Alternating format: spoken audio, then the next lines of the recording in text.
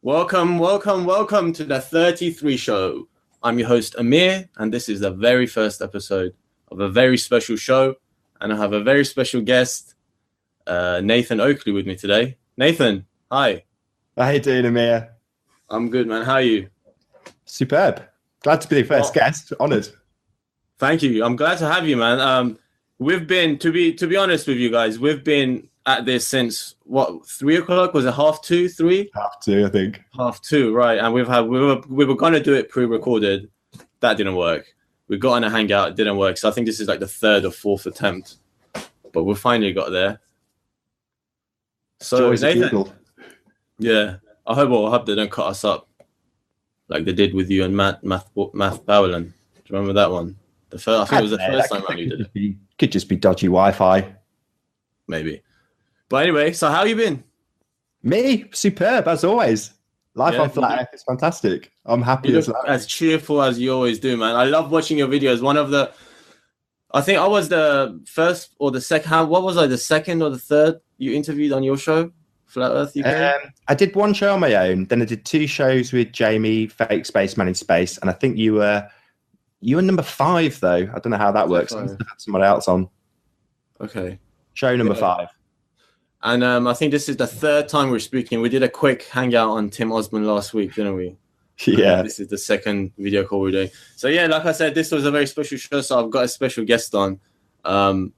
Me and you didn't really start on good terms, did we? I remember our very first comments.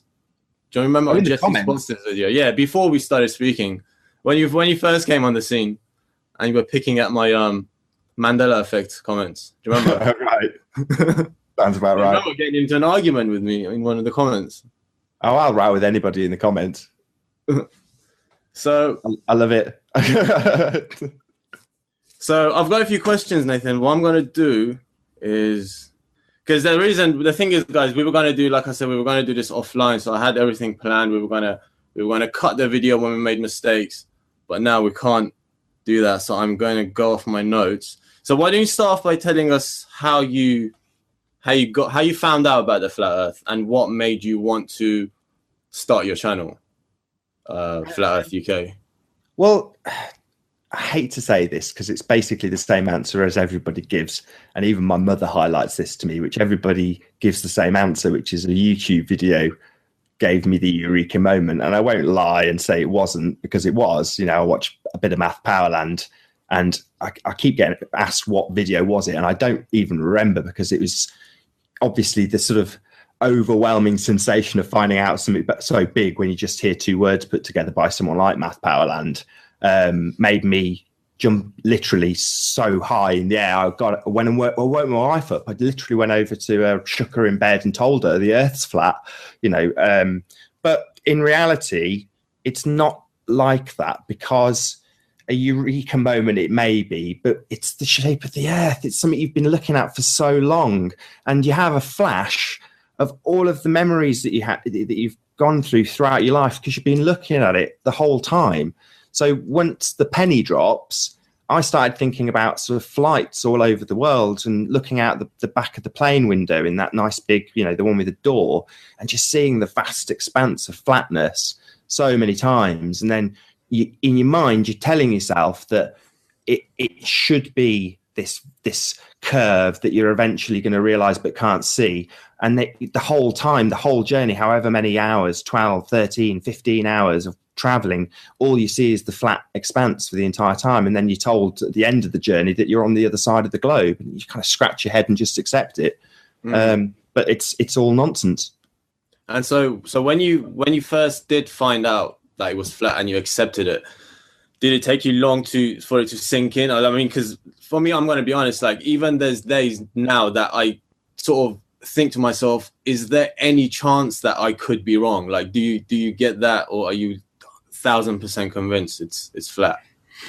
Well, if you phrased it flat Earth, it's it's such a dilution of reality because it's not flat. It's a farce to say that it's flat. You know, we've got topology, we've got, you know, things like the Mariana Trench, you've got the Dead Sea, which is below sea level. Sea level means nothing, the thing's moving and rising and falling. You've got no reference for anything that's flat. It's just rubbish. But as an overall concept, as an idea, like I say, I've seen it my whole life. You know, there's nothing in any of the information I've witnessed to tell me that it's a globe. Nothing. And then when you go and look for them, so, you know, when you find out about flat Earth, a lot of people will start looking into the heliocentric model. But I was a bit of a NASA fanboy. You know, I was subscribed to the NASA channel, which is actually called Science at NASA, and I'd watched it for years and always had that sinking feeling at the end of every single YouTube video that they released, which is, you know, just an uneasy feeling of this is kind of, it doesn't make any sense. I haven't seen anything real. You know, you're watching cartoons, or I did, and that was kind of where I was left feeling a bit empty because you didn't see anything for real, but you kind of thought, well, how can they show it you? They can't film themselves filming. And you kind of make your own excuses. And people will make much, much lengthier excuses for the rubbish we're fed from people like NASA. You know, the list goes on and on. The rubbish they feed us is just, you know, it's incomprehensible when you know about the lie and you know that people will look at the cartoons and actually think they're real. Mm. Yeah, I mean, for me as well, I've always had in the back of my mind, there was a feeling of unease that I knew something wasn't right, but you don't question it because you've been programmed in such a way that you doubt yourself. And I mean, and once it came out and everyone was talking about it, it just dropped. I was like, all the guards came down and I was like, yes, this is how it is. And I was right the whole time. Like that gut feeling that I had was right. And for me, that was the most satisfying thing about the whole thing, is that in the back of my mind, I knew something wasn't right. And when it came out and it clicked and I was like, that's it. So I think that for me was one of the things that reassured me again, that the gut feeling that we have is something that we should listen to more often. And we don't, do we? I mean, a lot of people would just rather listen to something they're being told than to go with what they feel is right. Would you agree? Well, being told is the key part of that. And if, like me, you're not that into television, I mean, I'm fully subscribed to Sky and, you know, apart from having no movie or sports packages, you know, I have television access. I just don't watch it because it's, on the whole, it's a load of drivel. It's all contrived. And that, when you say people are told, well, being told is, you know, summed up nicely by people like Math Powerland when they, you know, they present you with it through a 16:9" phone screen or iPad, and that's what being told is. And when you're not watching TV, I gave up on TV through financial reasons at college. You know, I couldn't afford rent and TV, so TV had to go. And I watched movies. I had a projector and a video recorder, and I literally shoved a screwdriver in the back of the video recorder so that the TV license man wouldn't fine me for having a tuner in the house.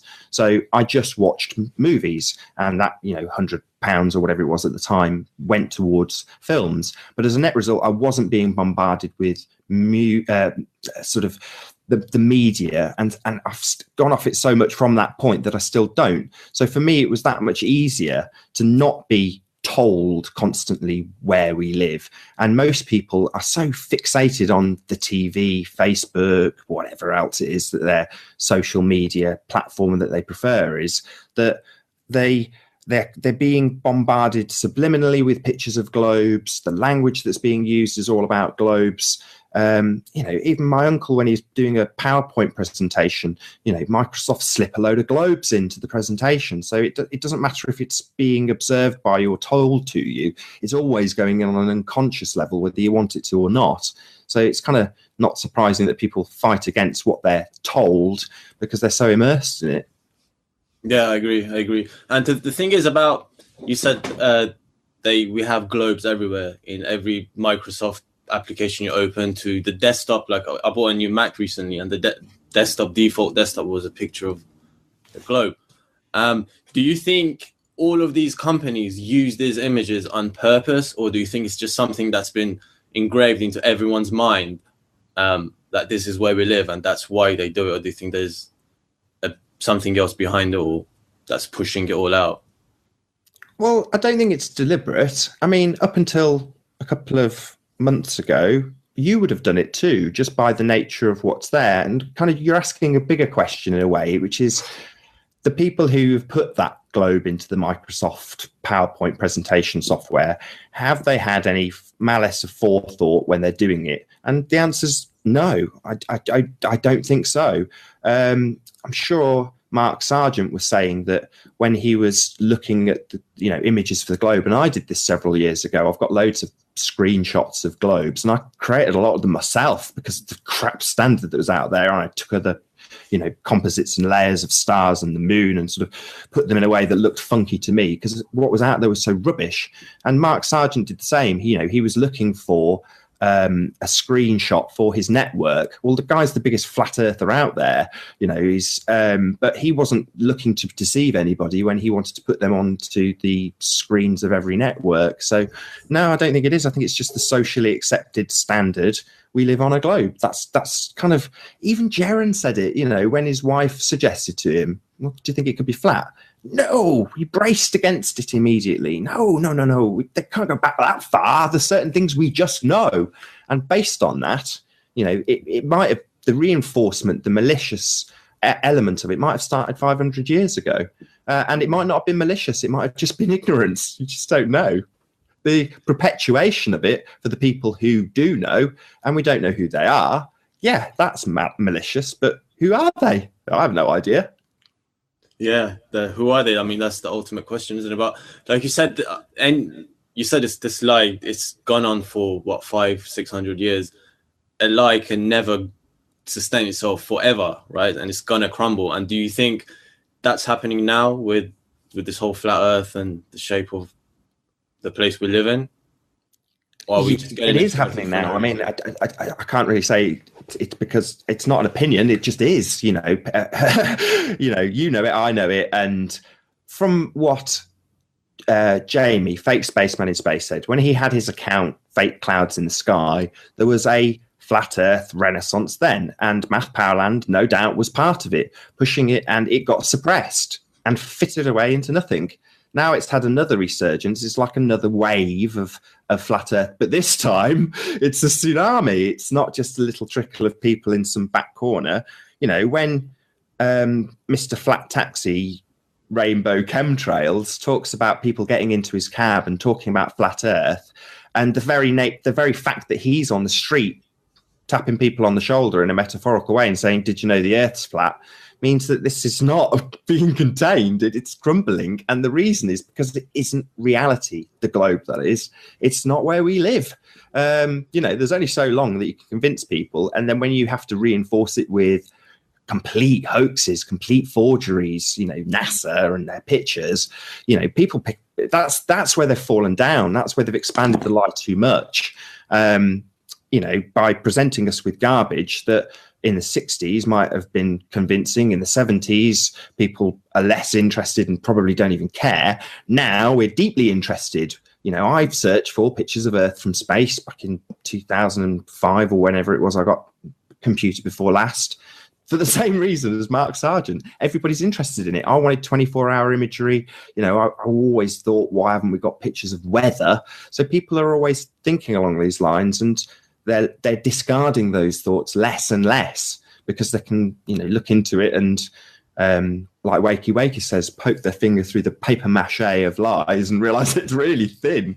It is, yeah, it is, and it's crumbling down. So do you think, have you seen this change around the people that you live with, or your immediate family or your friends? Have you seen the truth spill over into your immediate life or not? Yeah, but I'm biased from that point of view. I mean, I can't give a man on the street kind of point of view because I'm making YouTube videos about it. So for the first few months of making them, I don't talk that much at work anyway. I drive a van, so I'm not exactly interacting with people. But when I'm loading it and I have brief interactions with people, the only conversations I would have would be about their religion. I spoke to a couple of pagans, but they certainly, you know, I was the one asking the questions. They weren't quizzing me about flat Earth until, you know, somebody somewhere finds out that I'm making flat Earth videos, and now I've got the odd person coming up going, "Of course it's a globe," and you go, "Well, glad you think that way." You know, I'm here to give people shopping, sort of thing. You know, in other words, it's not a daily occurrence. But on the other hand, you know, my mom described a plumber that came round. I think it was a plumber, something like that. They've just got a new house. And he was telling her about NASA and saying, "Wow, of course the NASA stuff's rubbish, but you don't believe in any of this flat Earth stuff, do you?" To my mom. And she went, "Actually, my son's a flat earther." And that's how that conversation went on. And it kind of echoes the stuff that Mr. Flat Taxi Rainbow Chemtrails is seeing out there, which is it's reaching the minds of the people out there. And even the negative stuff, you know, even when, you know, Channel D News debunks flat Earth and says flat Earth busted with big letters, you know, it doesn't actually help the anti-flat Earth cause at all, because it puts it into the minds of people who will just search for videos. So even by trying to combat it with more lies and, you know, bigger you know, missions to wherever, it's not going to help, because people just look into the lies more.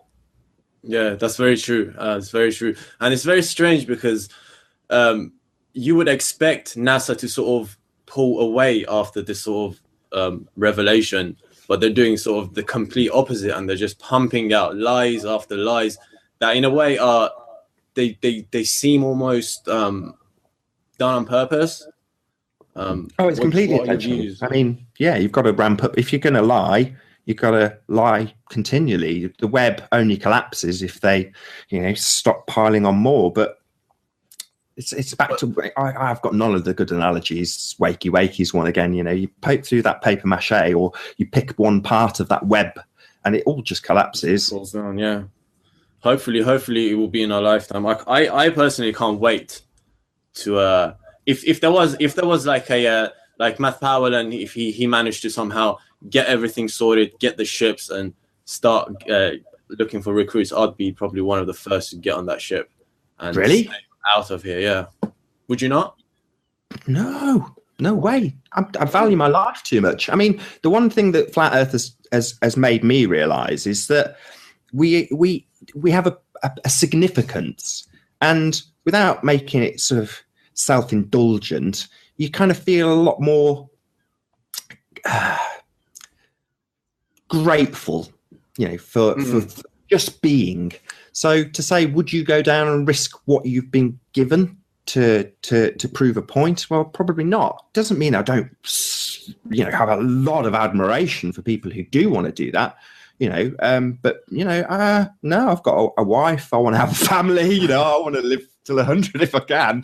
You know, it might sound selfish, but I'm quite happy in the fact that it's flat. I've seen it. I've travelled around. I've been to enough places and seen enough stuff for me to go, yeah, I'm quite happy. If someone says it's a globe, well, you're entitled to believe whatever you like. You know, I don't go up to people at work saying, "Did you know the Earth is flat?" And while I might create that persona on a video to make a point, that's me in front of a camera making a point about flat Earth, which is a big and dramatic subject. And there's no over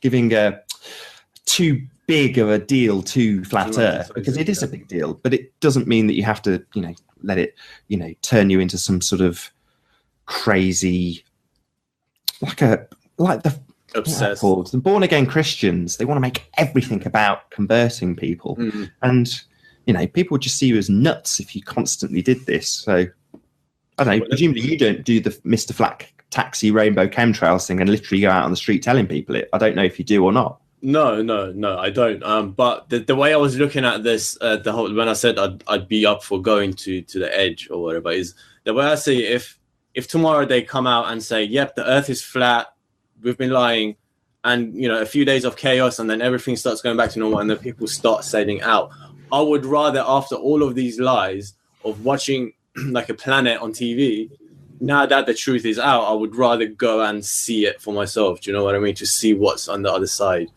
That won't ever happen, though. That won't happen. I mean, it will not in a million years. It's never going to happen. They're never going to come forward. There's not going to be a TV broadcast saying, we lied, we got it completely wrong.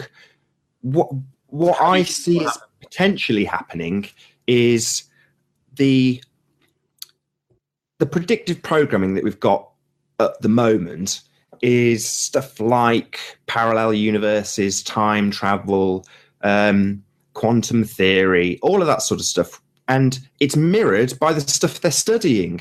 So to me, the sensible thing to do would be to come up with a next layer of deception.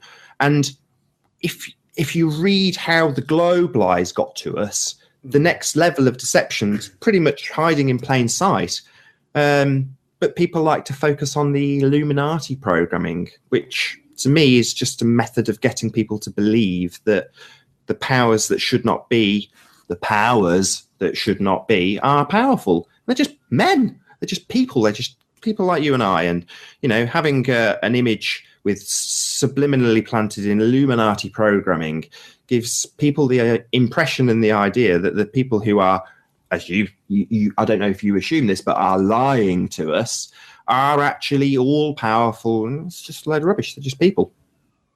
So how do you think they've managed to keep this lie going for so long and fool so many people?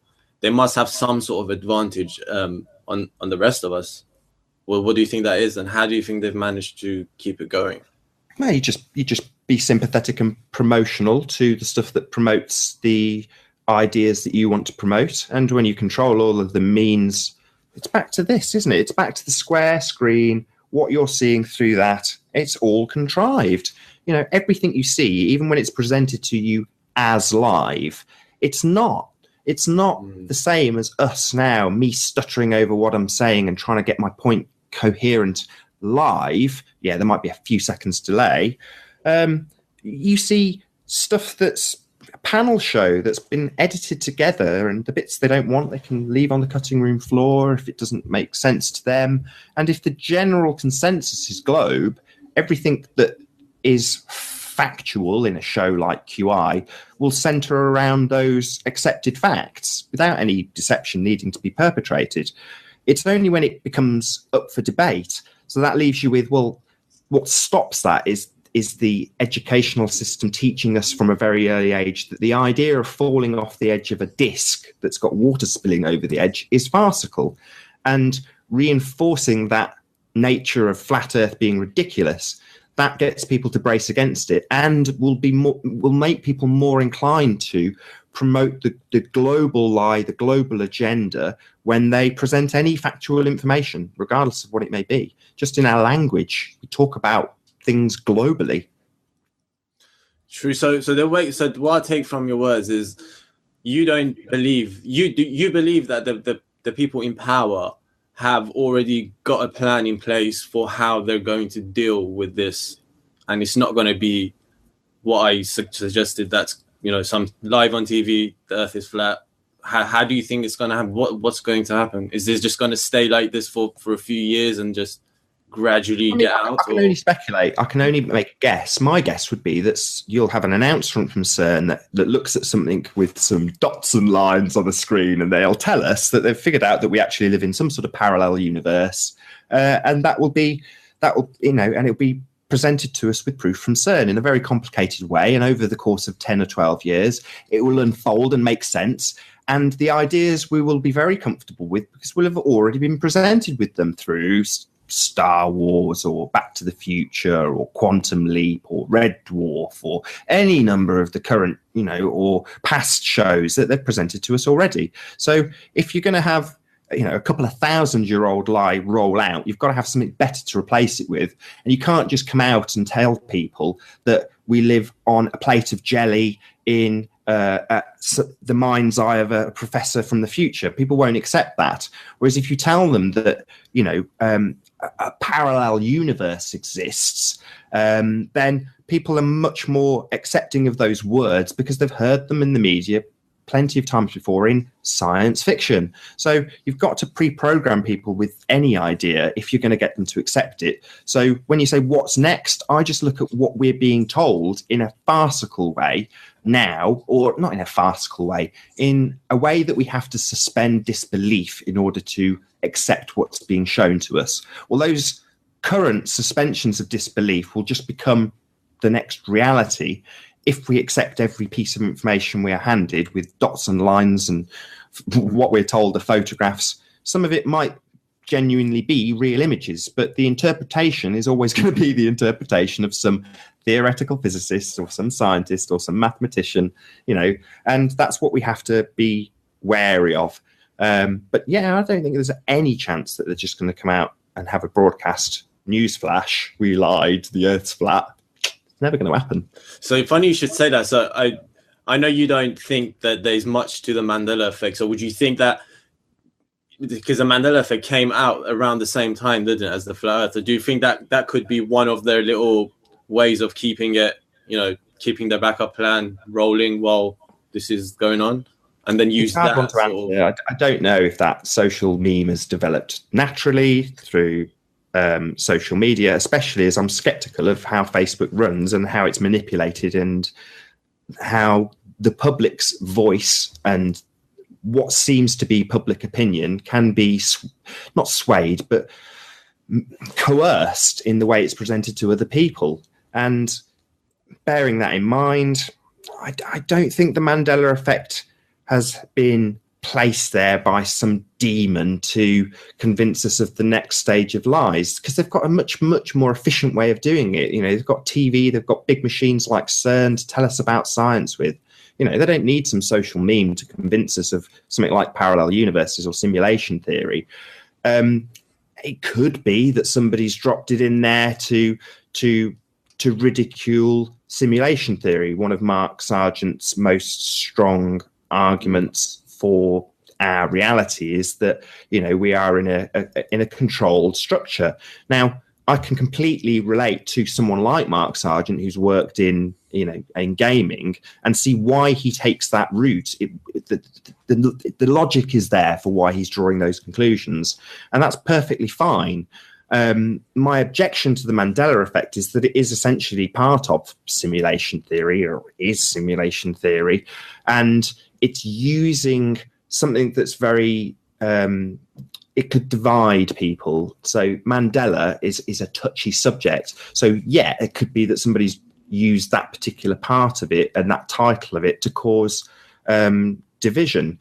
It's just downright offensive to me. And I'm not, some big Nelson Mandela effect. I just know who he is and what he's done, and I find the whole thing quite offensive. But if you want to talk about what's behind the Mandela effect, simulation theory, I think it's rubbish. But it doesn't mean that I would have any problems with anybody looking into it in great depth, or even like Mark Sargent completely buying into it as an acceptable model of our Earth. More power to you. My objection comes to that it's using someone like Nelson Mandela, who slowly gets shoved further and further down the list. And as the things become more and more farcical on the list, they get bumped down further and further, as well as more and more people say, well, have you got a copy of this DVD or whatever? It gets bumped one more down the list. And, you're left with bloody Berenstain Bears at number one proof of the Mandela effect. And you just want to go, whatever. That's just nonsense, misunderstandings, and more important than anything, ignorance. You are ignorant of certain facts when it comes to Nelson Mandela. If you want to accept that it's some sort of effect of CERN, bloody reprogramming, so whatever other crap excuse people give for the effect. But yeah, simulation theory, more power to you. Great. If you want to believe that we're a dream within a dream, and you like Vanilla Sky or The Matrix, then great. I've heard people quote words from The Matrix when using justifications for the Mandela effect. Literally quote word for word out of The Matrix, and you just go, what? Okay. I was going to say, what do you remember which line it was? Because I think I remember. It's all a matter of choice. Huh? It's all a matter of choice. So Nathan, I've got two more questions on the flat Earth, and then I want to, because you reminded me of something, and I want to move on to something else. I want to talk about trolls for a little bit, and not too much. Just quickly, we want to skim over a couple of things that we didn't get to clear up last time. So my final two questions about the flat Earth for now. what's your favorite proof, and what's the one thing that you're still struggling with now with the flat Earth model? Like for me, it's the Southern Star that I'm still struggling with. I've seen some good attempts at explaining it, but I'm still not convinced. So, what's yours? I haven't got a favorite proof, if I'm honest. It's, as I said right at the beginning of the show, it's when the penny dropped, when I heard those two words, flat Earth. Number one, I didn't think hills don't exist anymore, or mountains don't exist anymore, or that the entire Earth is based on the principles of our ocean that are moving. You know, I get that it's a generalization, but when that penny dropped, the flashes that went through my mind were all of the things I've seen throughout my entire life, none of which involved a curved Earth. If you wanted me to sum it up, I can only use the words of other people who've summed it up much better than I have. You know, there is no curve. That's it.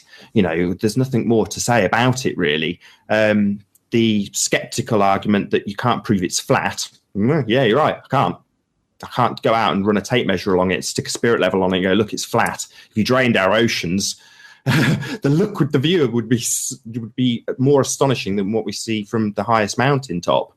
You know, so the concept of flatness, I can't really, you know, I can't justify it. So people will always pick apart flat Earth, but it's just it's a realization, as opposed to, here you go, here's a long list of proofs that I can put in front of you that you can't pick apart.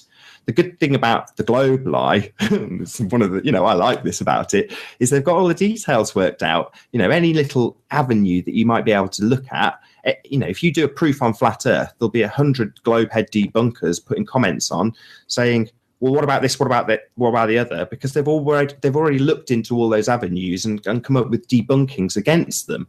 And short of going through every single flat Earth proof with every single commenter, you know, debunking or picking apart the lies one at a time, you drive yourself insane. It's like I say, it's not a favorite one. It's more a realization of the reality of where we live. Yeah, I totally agree with you. Even for me as well, that the curvature is something that you can show people visually. You can say, look for yourself, and you can also show them mathematically, like using their own equation, and still show them that it doesn't work. So for me, I'd say it's the same curvature. So what about the one thing you still struggling with, if there is any? Again, I can't really think of anything. I mean, you said about the Southern Stars, and as soon as you said that, I sort of think about the interview I did with Antonio, and he was explaining about the hemispherical view that we get of our stars. There's been loads of explanations for how, you know, if they're only a couple of thousand or 3,000-4,000 miles up, whatever it is, not millions and millions of light years up, excuse me, then you can understand from our flat plane looking up them, as you moved along that plane, you're going to see different views of different stars at different places. From a Christian point of view, any sort of images, star charts, the globe are considered graven images, and we're told we're not supposed to figure these things out. So the stars are an interesting one, because I've been in the Southern Hemisphere and looked at the stars. I wasn't a flat earther and paying loads of attention to it, but I was looking up, and I still do, have done my entire life, and they're a wonder. You know, they are the most amazing thing you can ever clap eyes on. When my parents lived in Wales on a farm, they lived in an area of Britain that was the least light pollution in the entire country. And you could look up and see the Milky Way floating on by, see what I at the time thought were satellites floating on by, all sorts of stuff going on there. And as you sat there, it was quite nice. They had a hot tub up there, and you'd sit in the hot tub, relax, and your eyes would get relaxed, and you'd see more and more and more as your eyes adjusted to the light levels. And it went on infinitely. It seemed like you could look at one patch, and as you stared at it, the amount that you could see would just increase by the second. It was astonishing. And I don't get that sort of view from Warwickshire, but you know, it's still a night starry sky, and it's still absolutely superb. Same with the planets. You know, I'm often dragging my wife out of bed to look at some planet I've got in the view of the telescope, and going, look, it's just a light, and she's yawning and yeah, whatever. It's not as amazing to her, but to me, it's always, stars have always held a massive amount of fascination for me. I don't have any answers. I've got a huge amount of admiration for people like CD, who's broadcasting this stuff so they can, at least maybe 80% of the experience, they can get an idea of how wonderful it really is. I don't live in the Southern Hemisphere, so I can't comment. I can't observe it. I don't know. It's not a problem for me. It doesn't change all the travel I've done and what I've seen, even though I don't have an explanation for it. And as you get more and more into the tedious elements of flat Earth, people will pick the benign or the more mundane or the difficult to research points. Why does the sun rise at this particular time on this particular latitude line? From here you can see it at this time and that time, and you get the explanation in the comments. It's 24 lines, and you've got to spend at least 30 or 40 seconds after you've read it rereading it and figuring out what they're actually asking you. And at the end of it you go, is this actually going to prove that we live on a globe? At the end of it, probably not. It'll probably boil down to being, you could prove it either way with maths. And you just go, well, it's so obscure. You just think, okay, you can wrap yourself up in knots with that problem if you like, but not me. If the Southern Pole star, as they call it, if they want to call it that, is an issue for yourself, I don't know, do loads of investigation into it. You'll probably find the answers pretty quickly. Yeah, I mean, I'm not. It's not something that's really bothering me. I mean, like you said in one of your vlogs, I think they've had 500 years to come up with an explanation for everything, and we've had 9-10 months maybe, and you explain it perfectly. The way they come, you give them 100 proofs, and they come and pick the most benign thing that they can find, and then they'll come and say, "What about this? What about this?" And if you can't explain it, then the Earth is a globe, and it's just. That's why I've stopped answering most of the comments as well, because it's just the same, like you said, 24 lines of just the same thing over and over. So some people just don't get it, and I think it's everyone in their own time, I think. And I've just sort of left, and that's why, like I said, I don't answer most comments now, because it's just the same repetitive thing. But let's move on from the flat Earth. I've got a few things I want to talk about, and the next one I think you're going to enjoy. We're going to talk just quickly. We don't want to give it too much energy. Tim Osman. I'm not going to give an introduction as to who he is. If you know, you know. If you don't, I think it's best left that way. What are your thoughts on him leaving and closing down all of his accounts recently? Leaving YouTube. I've got no real thoughts about it either way. It doesn't fuss me. It didn't fuss me when he was giving million thumbs down. To be honest, that sort of drama in some way helps. As much as I hate to admit it with a grin on my face, people love the drama. People love it. People like EastEnders. People like Home and Away. People like whatever the American soap opera of the day is. I don't know. People like that stuff. And as much as we hate it, it will bring people to a channel that's going to have flat Earth proof on it and talking about the fact that there's no curve. I don't know what he was trying to achieve either. I don't really understand any of it, and I don't trouble myself with it particularly. I only trouble myself with it when you see. I'm going to have to mention her again, but when you see Patricia Steer talking about it and seeming, even though it's very subtle, distressed about it, and you kind of think, well. Okay, I don't care, but she obviously does, and I can do something about it. I don't care. You can set up as much sock accounts as you like for my face and name on them. I will never care. But I can highlight the fact and, start pointing out what a coward he was. That's all I can do. It may not achieve anything. And if the drama brings people along, that's my positive spin on it. I'll say, well, I'm hoping that it had some positive effects, and some people who were only interested in the drama came along for the drama and stayed for the flat Earth. So you think he actually, in a way, he helped bring people to the truth in a way with his stupidity? I don't know. He only had a couple of hundred subscribers. I mean, I don't think I'm bringing anybody to the truth particularly. I like talking on camera, and maybe that's just vanity. Who knows? I don't know. How are we making any difference? It's reality. It's what's around us. It kind of, I could do the Mr. Flat Taxi rainbow chemtrails and stand on the rooftops literally with a megaphone, shout it from the rooftops, and don't think anybody would pay a blind bit of notice. We can only contribute to that penny drop moment where people start thinking about where they live themselves. But you can lead a horse to water, but you cannot make it drink. That's true. You know, the way I see it as well is you can't help everyone at all the time. I mean, it's every person's responsibility to live their own life and sort of create their own reality in a way. And I think what most of us are doing is each one of us is creating their own reality, but together. Do you know what I mean? So in a way, we're co-creating, even though there's a small amount of people. In a way, it's like we're living in a different bubble, in a different sphere, no pun intended, to everyone else. Does that make sense? And so we're just creating as we go. Definitely. I mean, I remember my cousin. I don't interact much on Facebook, but this happened to be on Facebook. And she was kind of saying, who do you think you are making these videos telling people what shape of the earth is? You know, we're totally insignificant. You know, we've all got to just pay our job, pay our taxes, do our jobs, get about our life. It doesn't matter what one man thinks. Why are you doing this? And I replied, au contraire, we are significant. If we live on a flat plane, we are all there is.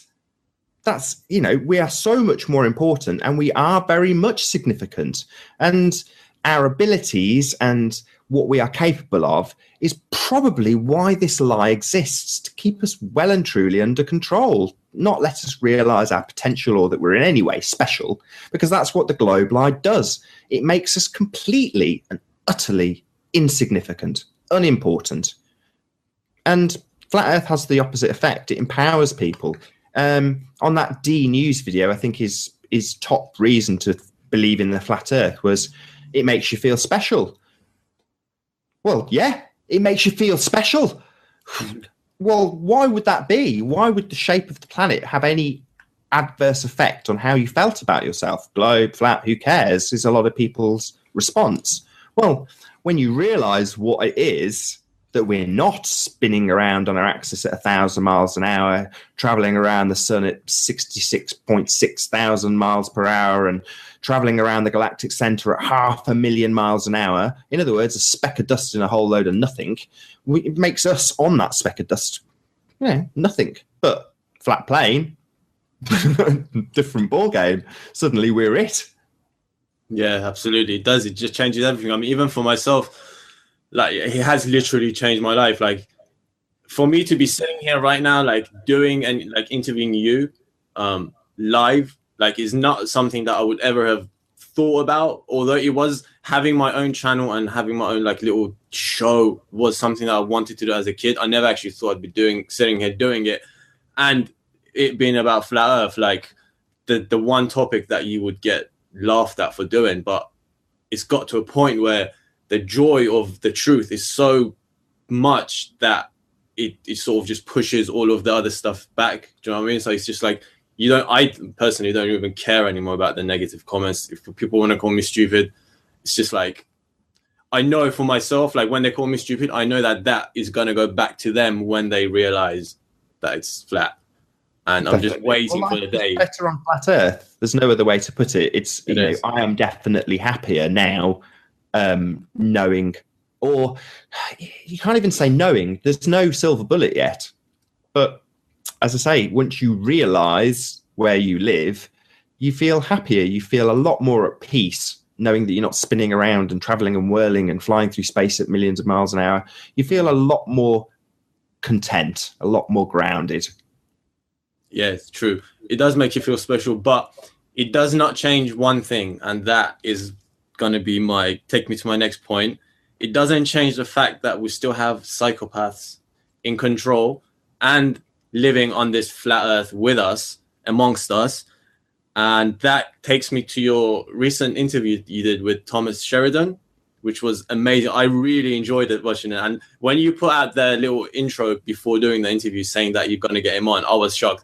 I wasn't shocked. Like, in a way, I knew you would eventually get him on your show for some reason, because I remember you mentioned it a while back, and I was like, I can see him coming on Nathan's show. And so when he did, I was like, wow, this is going to be amazing. And I personally really enjoyed it. You didn't touch on the flat Earth. I mean, I didn't personally see that as a problem, but I think some people did. You mentioned before we were speaking. What were your views? How did you think the interview went? Was it hard? Was it nerve-wracking for you? Or yeah, it was nerve-wracking. I mean, I've not because I'm in any way fearful of Thomas Sheridan, but because I've got a lot of respect for the guy, and I'm a massive fan of what he does.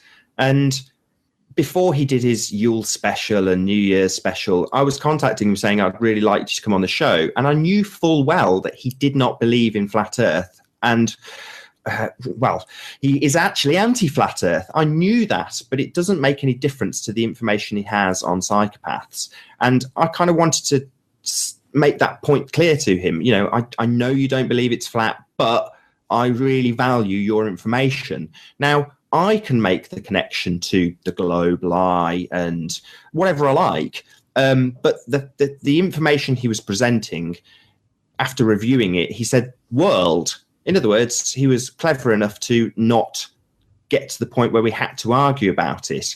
And for me, it was nice to demonstrate to people who are currently being accused of being in a cult, flat Earth cult, that they are alienating 99% of people by saying, what, you think it's a globe? Well, unless you're prepared to debate me on this subject and make that the main focus of our topic of conversation, then your opinion is of no value. I've even had guests say that they would completely ignore what Thomas Sheridan has to say now because he's not a flat earther. And you think, oh my God, you know, no wonder people think flat Earth is a cult. Unless we see things from the flat Earth point of view, their opinion's invalid. My God, that's frightening. You know, if a news reporter was presenting a news report about something very factual and accurate and confirmed, and there was no hoax involved, but you found out he was a Muslim, would you suddenly disregard everything he'd said because he had a certain faith? It's ludicrous. But yet flat earthers will do exactly that. Oh, you don't believe it's flat, or you think it's a globe still? Oh, well, we must debate this at length. Everything else you have to say is irrelevant. Like, well, no, we can coexist with these people. Literally none of my family are flat earthers. I can't think of anyone. My mom's on the fence. That's about as good as it gets. But we've not disowned each other. You know, it's a happy family. It doesn't matter that I fundamentally think they're all wrong. But yeah. Yeah, I totally relate, man. Same with me. I don't have a single person in my family that agrees. But yeah, you're right. I mean, if everyone was to agree on everything, what would be the point of living? If we were all just going to be, you know, getting along. I mean, it might be a good life for a while, but it's probably get a bit boring, wouldn't it? Yeah, definitely. I mean, don't get me wrong. I'd love everything to be peace, love, and harmony. But unfortunately, there is always going to be a percentage of psychopaths in society, and they rise to the top. There's no other way to describe it. So, unfortunately, yes, psychopaths do run our world by the very nature of its structures. And I wanted Thomas Sheridan to talk about that. For me, debating his flat Earth beliefs was unnecessary. He's put out his opinions on flat Earth, and I've even put out rebuttal videos addressing those points. Phuket Word or Nick did a really good job. He even got a comment from Thomas Sheridan saying, you know, thank you very much for breaking down all of my points and doing a very coherent rebuttal. And you think, you know, good on you. So I know full well that he's seen the rebuttal videos, he knows the points of view, he studied it. It hasn't changed his opinion. Well, I haven't got a show to convert people to flat Earth. I'm not a flat Earth evangelist. It's just not the purpose of the show. If I choose to relate what Thomas Sheridan says to the globe lie, that's my choice. However, you could still watch that show as a believer in the globe and translate it into the flat Earth lie if you choose to do so.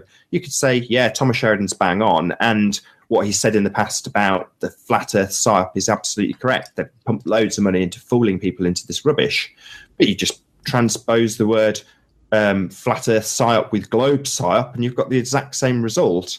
So during the interview, he used the word world, And that's good enough for me. You know, I didn't need to challenge his beliefs and try and convert him live on air. I'm glad he came on the show and did it. And I think it would have been very disrespectful if I'd have even attempted to do that. It's a shame he didn't bring it up. I had my fingers crossed that he would bring the subject up as the guest. He didn't. No problem. Well, I actually think the way you went about it and the fact that you didn't bring it up is going to work in your benefit, because I think in a way for him, it could have been testing the waters. He could have just come on the show to see what kind of people flat earthers really are, because from his comments before he did the interview with you, the things that he was saying, the jokes that he was making, it just showed me in a way that maybe he hasn't really interacted with many flat earthers, so he doesn't actually know much about what the people are like. And for him to come on your show, I think it says quite a lot. And the fact that it went well, you didn't bring it up, you didn't force him. So I think actually he might come back. So maybe if you approach him again for a second show, maybe that was him just testing. Well, it's like anybody. I mean, almost immediately after interviewing Flat Earth British, you know, something happened a week later with Tiger Dan's videos. And I immediately got back in touch and said, look, you're my man. Same with Tim Osmond thing. I got in touch with you and I'm like, you've been doing loads of detective work. This is suddenly a prevalent subject. Can you come back on? And I've no doubt whatsoever that Thomas Sheridan will have some big news in the not too distant future. And I'll be the first on the phone to him. It doesn't matter who it is. You know, if Matt Powerland had big news tomorrow, I'd be chasing him like mad, saying, please come and talk about it on my show. But as for just he did a really good job in the hour. It wasn't quite. It went over a little bit, but in the time allotted, pretty much, he answered all the questions I had and gave a really good insight. He even had new information, stuff that I hadn't picked up on from watching probably thousands of hours of his material. There was new stuff in there that I got out of it. You know, it's just fantastic. I was really delighted. So yeah, I definitely. If he had some big news tomorrow, I'd have him back on in a heartbeat. Cool stuff. So where can people find your channel? Do you want to give a little quick plug for yourself? Do you have a website? No, not at all. I've just got a YouTube channel. I mean, I've got a couple of other channels that I've used in the past that I do occasionally put a couple of videos on. One's called Oakley Cord, all one word, and the other one's just called Nathan Space Oakley. But the main channel I put most of my flat earth videos on is Nathan Oakley 1980, all one word. Nathan Oakley 1980. Well, it's been a pleasure having you on my show, man. I know we struggled for so long, so I appreciate you sticking by, man. I think if this was any other person I was interviewing, because I'm actually supposed to have Santos Bonacci on as well. And I'm thinking if, for example, he was to be the first guy me interviewing and we had gone through what we went through, he would have probably not stayed for more than 10 minutes and gone. So I'm glad that you stayed, man. So thank you. No, it's an absolute pleasure. It's a baptism of fire doing your first show. I mean, it might have been a couple of hours of fiddling around, but I'd much prefer that I just sat quietly while you tapped away and scratched your head, and then we just did a good show and we're relaxed, because we are, you seem really relaxed and you've been a really great host. You've kept me chatting. So thank you very much for having me on. A lot of fun. And I think that because I was planning on doing these pre-recorded, and this live thing is quite fun, actually. I don't mind it. So maybe we'll continue this in the future. And we've had 80 viewers on average throughout. So thanks to everyone for listening. And is there anything else you want to touch on, Nathan, before we close off? No, I don't think so. I mean, Thomas Sheridan made a really nice point at the end of the show, which is don't let this overwhelm you. Don't let this, take you to darkness. If the trolls are pestering you, let it go over your head, grow one extra layer of skin. But ultimately, don't let it get you down. This is only a good experience. Yeah, exactly. And so thank you for coming, Nathan, on the show. And I will see you guys. I'm doing an interview. I'm not sure when the next episode will be. Most probably the week after next. So I'll give you guys an update on that. But thanks for tuning in. And this has been the 33 show.